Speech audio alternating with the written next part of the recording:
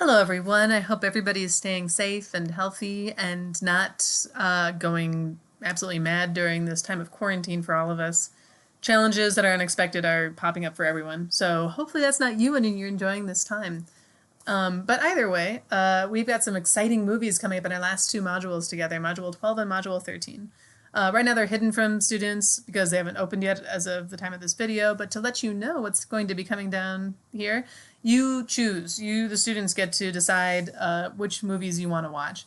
And you'll each be deciding collectively in small groups. I've presented options to you, and then the group will choose.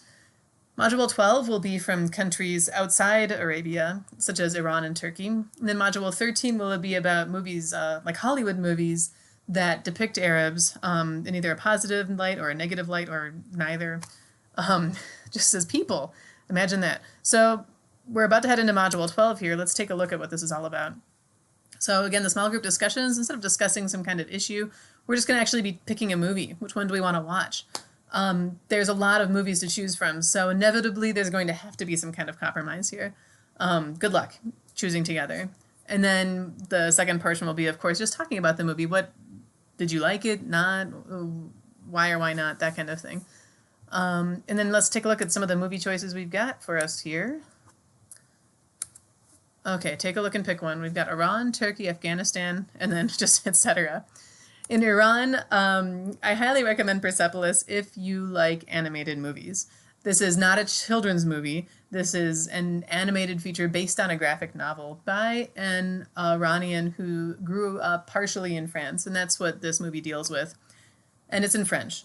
So I struggled with thinking, is this appropriate to share or not? Because what I'm hoping to do in this class, and what we've tried to do all along, is to show movies by Arabs for Arabs, or by Middle Easterners for Middle Easterners. And so if it's in French, who is the audience? But because it's done by an Iranian woman, and it's hard to find quality, what I perceive to be quality animated features, I felt this was important to include.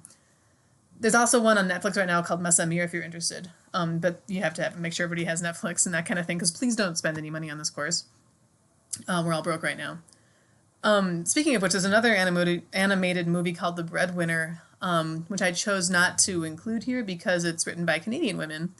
Not that that's a bad thing. I'm not saying Canadian women can't talk about Afghanistan. Clearly I'm Minnesota, which is Canada Junior, basically, and I've spent this entire semester talking about Arabs. So that's not an issue. But it's outside the scope of the class of, by Arabs for Arabs. I wouldn't show you my movies. So anyways, that's Persepolis. There's a couple of other options here. Children of Heaven is a famous one. Baran is a friend of mine's favorite movie, for whatever that's worth. And then we've got Turkey. If you want more of Cairo's 678's issues, Bliss is a good option.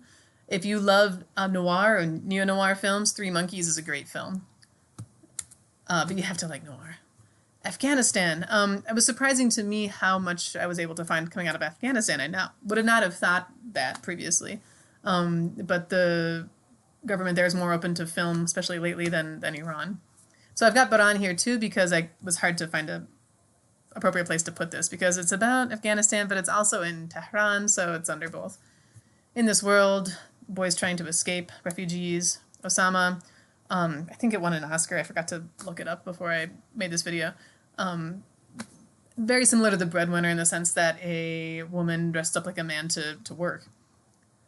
And that's Afghanistan. And then I've got Elsewhere. We didn't explore some Arabic-speaking countries, such as Tunisia. Tunisia has a real up-and-coming cinematic industry going on, especially after the Arab Spring. Tunisia is sort of the success story. They actually have a democracy now, and a university professor was elected president last year, so hooray. We were all rooting for him here at the universities for multiple reasons. He was also just a stand-up guy and politician. But point being is that As I Open My Eyes is sort of indicative of this. And then Boy of the Terraces from 1990 is apparently a classic. I'm not a huge fan of it, but I felt because it's got this classic status and a lot of people really like it, why not include that? The Syrian Bride is a movie I've always shown for this class, except for this year.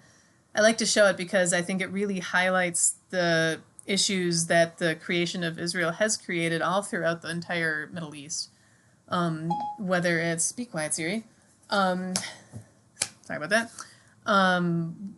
Not even about Israelis or Palestinians, but about the Druze peoples who lived on the borders and what's happened to them because of these larger conflicts. Not just because of Israel, but because of Syria and sort of this intransient nature of the, did I just make that word up? Anyways, the politics. And the people like the Druze get caught in the middle. And that's what that movie is about. I didn't show it this year because students tend to find it extremely boring. So if it has to be a topic that interests you and to hold your attention, I suppose. And then here's one from Morocco, which has maybe the worst description I've ever read in my life. Ali says he ran away from home when he heard that his mother said she wants to sell his eyes for profit. An old fisherman has given him a job as a sailor. They will leave soon. That's the, just based on the description. I don't know. So you get to choose as a group where would you like to see represented? Which movie would you like to watch? And if your group decides on a movie that you didn't want to see, you know what? You're not limited here. You can watch more than one, right? Just try to pick one as a group that you can talk about on the blogs. Good luck. It's not going to be easy because there are so many great choices here, I think. But then again, I also do this for a living. So I will see you on the forums. Ciao.